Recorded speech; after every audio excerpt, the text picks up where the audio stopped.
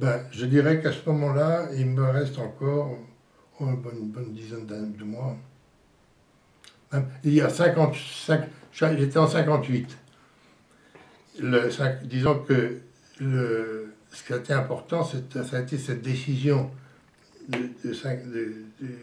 qui a donné les pleins pouvoirs. Parce que là, à ce moment-là, on pouvait commencer à agir et tout construire. Et que d'autre part, il y a eu ce programme de pacification. Et qui fait que moi, je suis arrivé en 58, donc 59, et je suis parti en 60.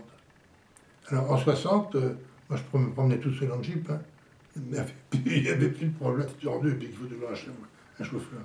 Mais je dirais que tout ce travail-là fait que ça m'a pris à plein temps pendant, on va enlever 3 mois, ça sur 27 mois, il y a 2 ans. Quoi.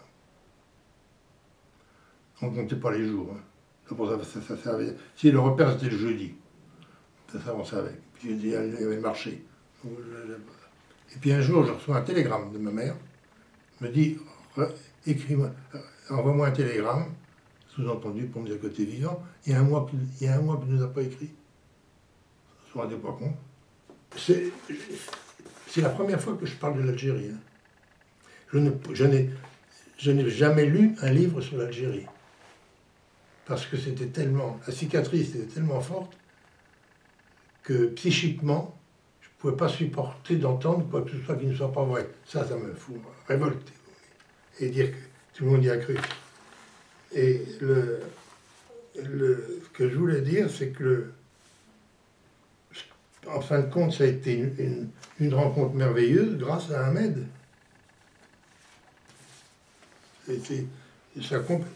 Sans lui, ça aurait été d'un ennui et d'une banalité, si vous voulez, sans intérêt. Et que on m'a fait l'honneur de me décorer de la Légion d'honneur à titre militaire. De sorte que j'en ai profité pour faire présenter mes impressions en disant 3 choses. L'armée a été remarquable. Ils ont fait preuve d'un professionnalisme qui m'émerveille parce que tout était pensé, tout était bien fait. Contrairement à ce qu'on lit dans les journaux. Vous voyez que je ne suis pas du tout... Non. Donc admiratif, si vous voulez, de l'armée. Admiratif vis-à-vis du contingent. Des gens qui n'avaient rien à faire de l'Algérie et qui ont passé 2 ans ou 3, un an ou 2 ans pour un problème qui ne les concernait pas du tout. Et qui, ils le subissaient, mais ils obéissaient et ils faisaient correctement leur boulot. Et ça, j'ai grande admiration pour eux. Et la troisième est celle que la participation de la population. S'il n'y a pas eu de casse chez nous, c'est parce qu'ils nous ont protégés. Moi, je dis, on est venu les protéger, et c'est eux qui nous ont protégés. C'est assez merveilleux. Et je vais vous lire, si vous voulez, ce que j'ai écrit dans le cadre de cette remise de décoration. J'ai parlé de la participation active de la population locale. J'ai voulu rester population locale parce qu'on ne peut pas dire que les pieds noirs nous ont beaucoup aidés. Hein. C'était malheureusement lamentable.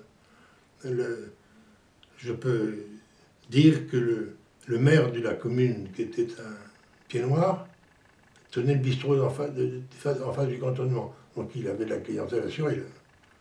Il s'est fait exploser une bombe dans le café. Et il a eu le culot d'accuser un soldat de l'armée. Ça veut dire non mais ça de quoi c'est démoralisant. Je ne critique pas leur dépit. J'ai eu de la famille qui est partie en Tunisie à une époque. C'était une colonisation de population. Et ça, c'est une erreur que la France a faite. Parce que pourquoi va-t-on à l'étranger pour s'approprier, si vous voulez, des territoires? Mais ils ont fait un travail énorme Quand vous voyez, par exemple, tout ce qui a été construit en Algérie, y compris la découverte du pétrole, s'il n'y avait pas eu de Français pour le faire, ça n'aurait jamais été découvert. Donc ils ont fait un travail énorme et qu'ils avaient du mal au cœur de partir, ça je comprends. Mais leur comportement vis-à-vis de l'armée était de dire vous n'en faites pas assez pour nous, il n'y en a que pour nous. Et que j'ai pu...